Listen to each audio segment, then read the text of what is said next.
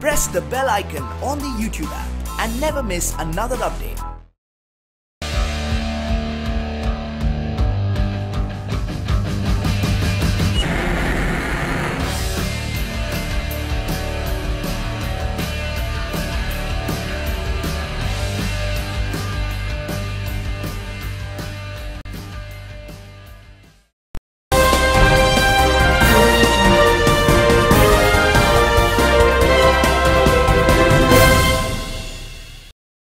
India may launch second nuclear submarine by early 2018, Atomic Energy Dept.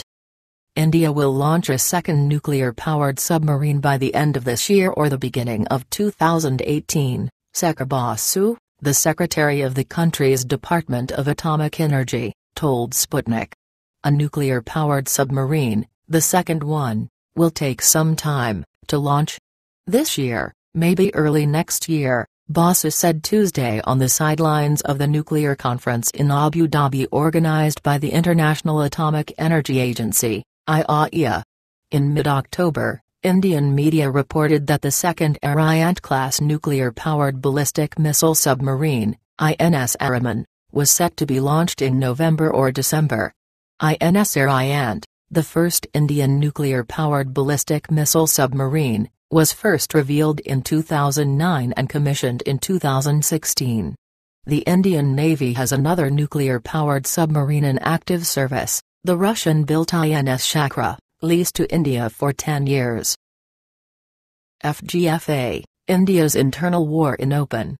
It's out in the open now that Indo-Russian fifth-generation fighter jet program is fast becoming clash of egos between Indian Air Force and HAL after both the organizations expressed opposite views on FGFA program.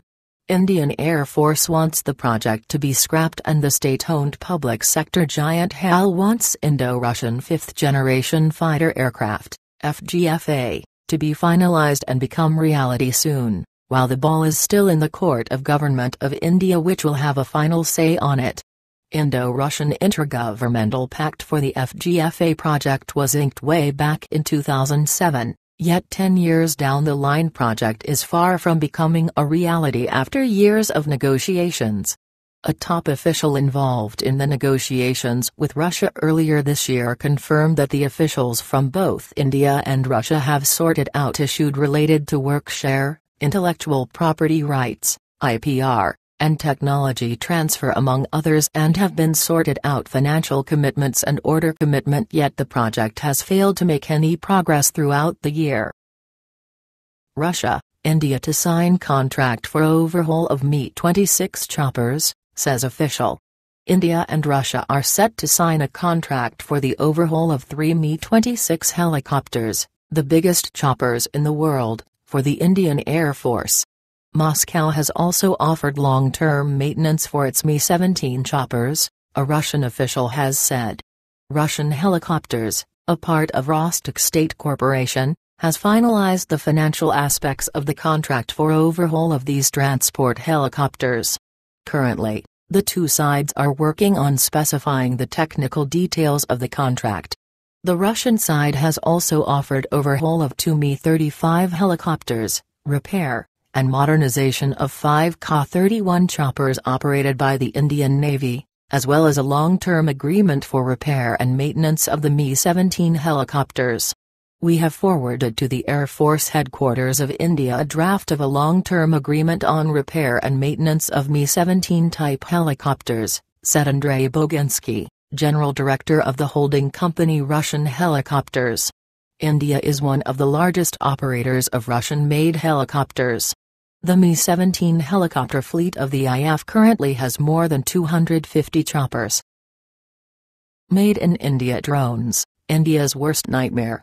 India's quest to develop unmanned aerial vehicle, AV, started in early 90s when India's AID, Aeronautical Development Establishment, a branch of DRDO was tasked to develop India's first Nishant AV based on India Army's requirement for intelligence gathering platform over enemy territory, which had its first flight in 1995.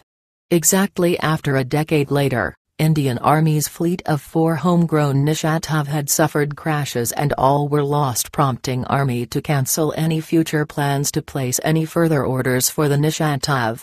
DRDO's second attempts to develop a medium-altitude long-endurance unmanned air vehicle began soon after around 2003 with the development of Rustam-1 design based on Rutan Long's home-built aircraft developed by American-based Rutan Aircraft Factory. Rustam-1 was supposed to be technology demonstrator platform upon which India had plans to develop a larger UAV with a flight endurance of over 24 hours in Predator class. Rustam-1 had its first flight in 2009 and soon there were reports that Indian Army and Indian Navy were interested in using them to replace older Israeli-supplied searcher reconnaissance UAVs. India's Aviation Ministry proposes rules for commercial use of drones. India's Civil Aviation Ministry on Wednesday proposed a number of regulations for the use of drones in the country as it looks to legalize the use of unmanned aerial systems. Used by the military for monitoring and imagery, drones have become popular worldwide in recent years, with people posting breathtaking videos on social media and e-commerce companies looking to use them for deliveries. In India, however, it is illegal for the general public to fly drones without the approval of government authorities, because of concern over the safety of other users of airspace and people on the ground.